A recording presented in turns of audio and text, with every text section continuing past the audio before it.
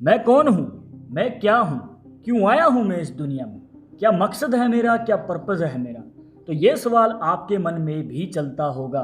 देखिए दोस्तों, एग्जाम्पल के लिए अगर आपने एक नई पेंसिल ली है, उसको यूज़ किया, छोटे होते होते वो ख़त्म हो गई, तो उसका भी एक मकसद था जो आपके काम आना था और उसने अपना मकसद पूरा किया है। इसी तरीके से आपका भी एक मकसद होना बहुत ज़्यादा ज़रूरी है। हमने अब जन्म लिया है, एक ज़िंदगी जी है, उसके बाद मृत्यु भी होगी।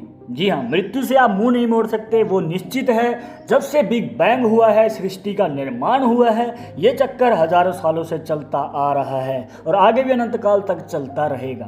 क्या शरीर ही सब कुछ है? जन्म होना, मर जाना, ये बिल्कुल वैसा ही है जैसे साबुन का बुलबुला पलक झपकते ही गायब हो जाता है। हम चल रहे हैं, कोई कार्य कर रहे हैं, कुछ भी कर रहे हैं, पर ये हम कर कैसे पा रहे हैं? कभी सोचा है ये एनर्जी मिलती कहाँ से है? अब हमें ये कहा जाता है, बचपन से सुनते आ रहे हैं कि हमारे दिल की धड़कन जो है हमें जिंदा रखती है, खून चलता रहता है और सर्कुलेशन बना रहता है। एक दिन ये दिल भी बंद होगा, धड़कन भी बंद होगी और हमारा जीवन भी खत्म हो जाएगा। पर दोस्तों, ये सब साइंटिफिक बातें हैं और ये भी कहा जाता है कि आर्टिफिशियल टेक्नोलॉजी हमारा फ्यूचर है। मानते हैं, मशीनों ने हमारा काम बहुत आसान किया है, रोबोट्स आएंगे, पर क्या उनके अंदर वो होगा जो हमारे अंदर है? क्या वो एनर्जी देखने को मिलेगी? जी नहीं, क्योंकि हमारे अंदर जो है वो है मन, आत्मा, जो उनके अंदर कभी भी नहीं होने वाली। हम अगर चाहें भी तो भी रोबोट्स के अंदर आत्मा नहीं डाल सकते हैं, क्योंकि ये सिर्फ एक जीव के अंदर हो सकती है, जैसे कि हम। पर ये दिखती कैसी है? ये सवाल बहुत बार हमारे मन में आता है और इसका कोई सटीक जवाब नहीं है, क्योंकि किसी ने आज तक आत्मा को नहीं देखा। हमें बस पता है कि हमारे अंदर आत्मा होती है, पर ये हमारे शरीर में होती कहाँ पर है? कभी सोचा है? जी नहीं, क्योंकि हमने कभी देखी नहीं, हमने कभी जाना नहीं।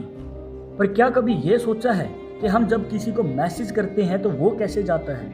आई नो, आप में से बहुत से लोग यही कहेंगे कि ये एक टेक्नोलॉजी है, तो आत्मा भी एक कुदरती टेक्नोलॉजी है और इस सत्य का हमें पता चलता है भगवत गीता में। आत्मा हमें ऐसे ही नहीं दिखती, इसके लिए सूक्ष्म दृष्टि और परम ध्यान चाहिए। आत्मा बिल्कुल वैसे ही है जैसे हम समय समय पे कपड़े बदलते रहते हैं।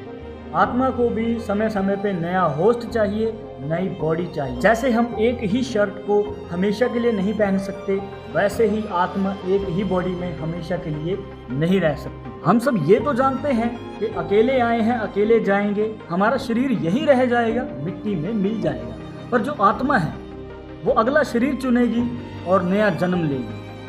और बचपन से हम यही सुनते आए हैं कि पिछले जन्म के जितने भी हम कर्म करते हैं, उन कर्मों का फल हमें अगले जन्म में भोगना पड़ता है, और ये सत्य है दोस्तों। पर हम इस तथ्य पे आत्मा को बुरा या अच्छा नहीं बोल सकते हैं, क्योंकि आत्मा परमात्मा का अंश है। ये डिपेंड करता है आपकी नेगेटिव और पॉजिटिव एनर्जी पे। आपने अपनी लाइफ में क्या किया है। अगर आपने अच्छा काम किया है तो पॉजिटिव एनर्जी निकलती है दोस्तों। अगर आपने बुरा काम किया है तो ऑब्वियसली नेगेटिव एनर्जी का वास होता है। क्योंकि जब भी हम कोई अच्छा कार्य करते हैं दोस्तों, हमारे अंदर से अच्छी वाइब्स निकलती हैं, पर जब भी हम कोई बुरा कार्य करते हैं तो कहीं ना कहीं हमें दुख पहुंचता है, और यही इमोशन है। और ये जो इमोशंस हैं, यही हमें रोबोट से या फिर मशीनों से अलग बनाते हैं। आपने ये कहीं ना कहीं तो सुना होगा कि भगवान कण कण में होते हैं, हर जगह होते हैं। पर जब भी कोई आपके साथ बुरा करता है या फिर आपसे कोई ऐसा काम हो जाता है जो नहीं करना था, तब आप भगवान को कोसना शुरू कर देते हैं कि भगवान अगर हैं हर जगह तो उन्होंने हमें क्यों नहीं रोका, या कोई आपके साथ बुरा कर रहा था तो उसे क्यों नहीं रोका। जैसे कि आपको पहले बताया है, आत्मा परमात्मा का ही अंश है। जब भी आप कोई ऐसा कार्य करने जाते हैं, आपको पता है कि वो आपके लिए हानिकारक साबित हो सकता है, पर फिर भी वो आप कर रही हैं। वो आपको क्यों लगा था? क्योंकि आत्मा ने अंदर से आवाज़ दी थी कि रुक जाइए, और आप रुके नहीं, तो यहाँ पर आत्मा की नहीं, आपकी गलती है। और इसी कारणवश आगे जाके आत्मा को कर्म भोगने पड़ते हैं अगले जन्म में। इसके बाद किसी का जीवन छोटा होता है, किसी का जीवन लंबा होता है, तो वो कैसे होता है? ये भी आत्मा पे ही निर्भर है। जी हाँ, आत्मा जब अपनी कर्म करने की क्षमता पूरी कर लेती है तो वो आपका शरीर छोड़ देती है, एक नए होस्ट के पास चली जाए। और यहीं पर यह तथ्य निकल के आता है कि किसी का मकसद छोटा है और किसी का मकसद लंबा है और उसके अकॉर्डिंग ही उसको जीना है। आपने ये कहावत तो जरूर सुनी होगी, कर्म करो फल की इच्छा ना करो। और ये क्यों कहा जाता है दोस्तों? क्योंकि जैसा आप काम करोगे, जितना आप काम करोगे, वो आपकी आत्मा के अकाउंट में जमा होता रहता है और जिसका भुगतान अगले जन्म में आत्मा को करना पड़ता है। पर अभी आपके मन में ये सवाल होगा कि हम फिर कार्य ही क्यों करें? जन्म लिया है, एक दिन मरना है, हम सबको पता है, तो हम कार्य ही क्यों करें? हम क्यों धूप में सड़ें? हम क्यों अपना खून पसीना बहाएं? देखिए, कर्म तो करना ही पड़ेगा। जिस पर्पज़ के लिए आपको इस दुनिया में भेजा गया है, जिस पर्पज़ के लिए भगवान ने आपको बनाया है, अगर वो आप कार्य करेंगे ही नहीं तो आपका मकसद क्या है जीने का? इसके बाद आता है स्वर्ग और नरक। ज़्यादातर लोग स्वर्ग ही चाहते हैं, पर यह मिलता कैसे है? जो आत्मा है वो मृत्यु लोक से भी आगे ब्रह्म लोक से आती है और वहीं वापस भी जाना चाहती है, पर डिपेंड करता है आपके काम पे, आपने कैसा कार्य किया है। जब तक आपके कार्यों का भुगतान आत्मा नहीं कर देती, तब तक फैसला नहीं होता है कि स्वर्ग मिलेगा या नरक। और इसी के साथ ये मृत्यु पे भी डिपेंड करता है। आत्महत्या हुई है, किसी के द्वारा मारा गया है, या किसी गंभीर बीमारी से मृत्यु हुई है, तो इन सभी पॉसिबिलिटीज में आत्मा और कहीं नहीं बल्कि मृत्यु लोक में चली जाती है। आत्मा गर्भ में पल रही बॉडी के साथ मिलती है। 5 तत्व मिलते हैं, अग्नि, वायु, जल, पृथ्वी और आकाश।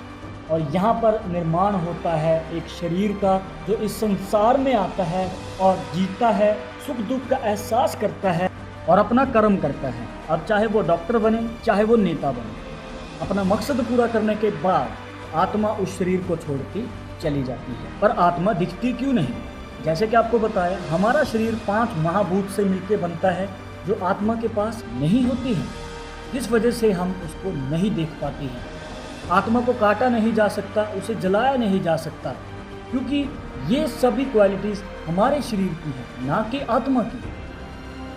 और हमारी मृत्यु के बाद जब आत्मा हमारे अंदर से निकल जाती है, हमें छोड़ के चली जाती है, क्या वो सच में पुनर्जन्म लेती है?